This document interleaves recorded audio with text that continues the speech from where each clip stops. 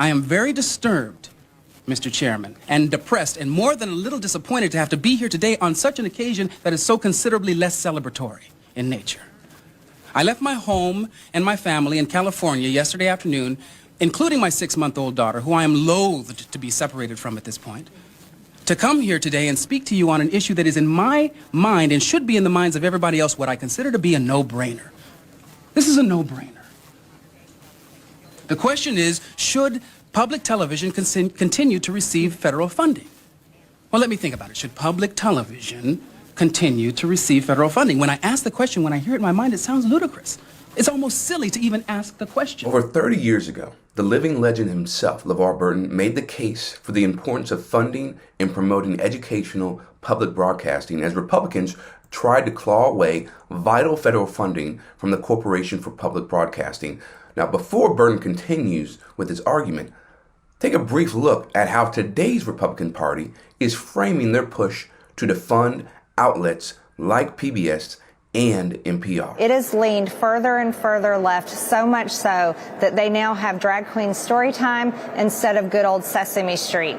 They are now part of transing children, brainwashing children about gender, which proved to be one of the most important issues in the 2024 presidential election. That was a big loser for Democrats. We know that Democrats hate conservative media because they've been trying to shut down talk radio for years. They would never want you to receive public funding for your program to put your message out. And this is also why they shouldn't receive taxpayer funding for their programs to put their message out. I don't even recognize the station anymore. It's not news. I feel like it's propaganda. I feel like there's disinformation every time I listen to NPR.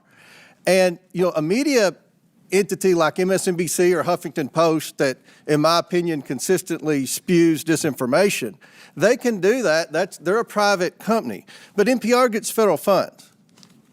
And you know, I have a problem with that. But because of technology today, I don't think there's a role for public radio anymore. And I think you've abused the privilege that you had with receiving federal funds.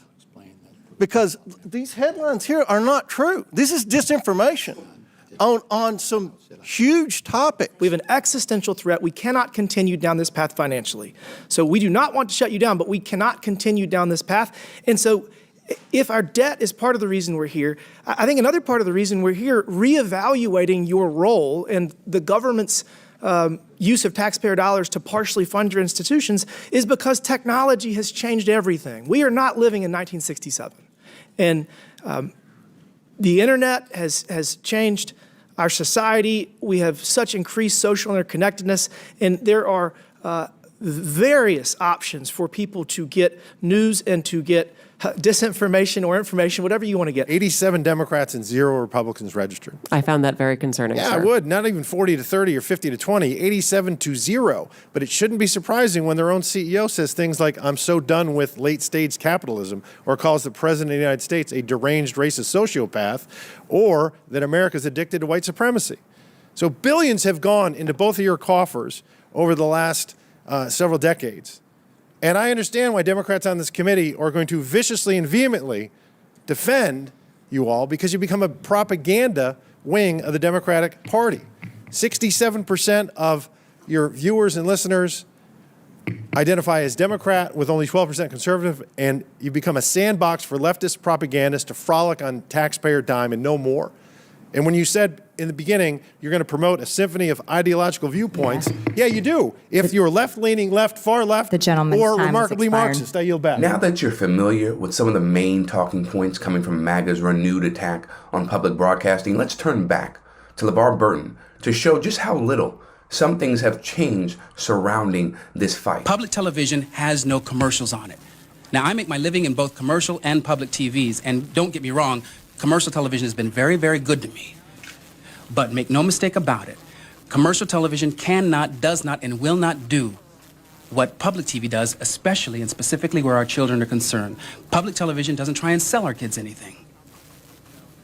Public television is the only place in this expanding information superhighway, this multi-channel universe, where we can be assured as parents that Our children can be exposed to their numbers and to their ABCs without someone trying to sell something to them. It's the only place where parents can rest assured that our children can go and discover the joys of reading and the magic of science and its important application in our everyday lives, where they can be introduced to values like kindness and truthfulness and the importance of respect for all life and all living things, as Fred Rogers so eloquently does every day on PBS. You see, the only thing we're selling on PBS to our children, Mr. Chairman, is inspiration. And if we lose this very valuable institution, it would be a great shame. And I'll wrap it up very, very quickly by saying you have been charged here, you and your colleagues, with a very awesome task. That is to say, you have been sent here by the public to keep the public trust. And it would be a shame if we made a decision here that was deemed capricious in nature or even silly. Let's not make a decision that would come back to haunt us. What I found most compelling about LeVar Burton's argument there was his point that the only thing public broadcasting is selling is inspiration to these kids. And it's a really elementary line, right? It's not something that is hard to digest, but it's very profound in my opinion, because when you look at TV, right, and commercial TV specifically, there are all these things that are being sold and promoted that can infiltrate the mind of a kid and can sway them to think one way or another. But with public broadcasting, only thing you're selling is inspiration for you to tap into your greatness and to believe that you can achieve so much. And then the other part that I really loved was him emphasizing that the values these kids learn from watching PBS, like kindness, truthfulness, treating people as equal. I thought those points really hit home for me. Let's also discuss this. Burton's argument is really connected to the fight to get rid of money in politics. And that's something that is very easy for Congresspeople to understand when it comes to public broadcasting. However, when it comes to their own jobs and the systems they uphold, then it's a different story, right? Oh, then it's more complex because, you have all these donors, right? These corporations who donate to your campaign. Then all of a sudden, you got to make promises. You got to fulfill the promises that they want because they donated to your campaign and so on and so forth. So that is the issue that we're dealing with here. We can understand, getting rid of money in politics, when it comes to public broadcasting and making sure federal funding is approved for PBS and NPR. But my job and the systems that we uphold, oh no, that's a little different. U.S. President signed an executive order asking the Corporation for Public Broadcasting, or CPB, to end direct federal funding for NPR and PBS.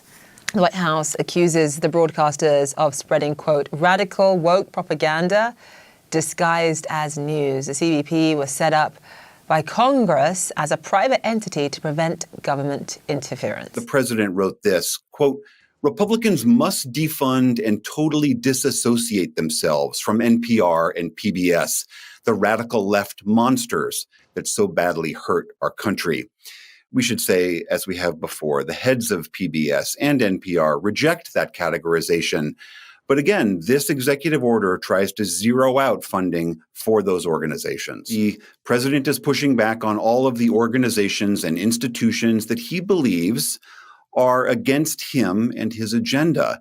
I mean, as we well know, most presidents have a fraught relationship with the press, but few take it to the extreme that this president has, either rhetorically or legally. And as you probably have assumed by now, Trump's executive order demanding PBS and NPR be stripped of their federal funding generated a much different response on conservative propaganda outlets. Slash it. I've been waiting for this day. Trump's coming out swinging, and I'm going to get to the budget that was just released with the guy behind that budget, the OMB director at the White House in my next block. But more importantly, Trump just defunded NPR and PBS. Thank God. You guys at NPR, you can kiss your $535 million bye-bye. You monolithic, groupthink Trump haters. Anyone who's ever listened to NPR or PBS knows that obviously it has an agenda. Obviously it falls on one side of the aisle. The president's put this out here. I think this gets back to what you were just talking about, though, is that there's probably going to be lawsuits over this. And the real way, if you want to make a lot of this go away and go away in a way that makes it much harder to bring it back, is that you've got to do it through Congress. And so I think one thing that's important, the president's putting out his budget. It's going to have a list of a lot of these cuts, and it's meant to be a mile marker for the Congress to know what to cut in perpetuity. And we'll see if Congress now has the backbone to do what Elon Musk's and the White House have been trying to do. The commentary from these people is just an extension of Trump and the Republican Party's authoritarian policies, as well as how their push to defund public broadcasting is quite clearly an attack on the have-nots in American society. Because Trump and the Republican Party, all they care about is making sure the rich and the wealthy, they get more money, they get more resources, they get more access to different things, right? But the have-nots, the people that are struggling to stay afloat, people in the middle class, the lower class, oh no, we want to make sure that they're discarded and they are going to be left for dead, essentially, and that nobody's going to help them. That is what is going on here. And it's really sickening, very repulsive. For Rebel HQ, I'm Chris Williamson. We'll see you next time.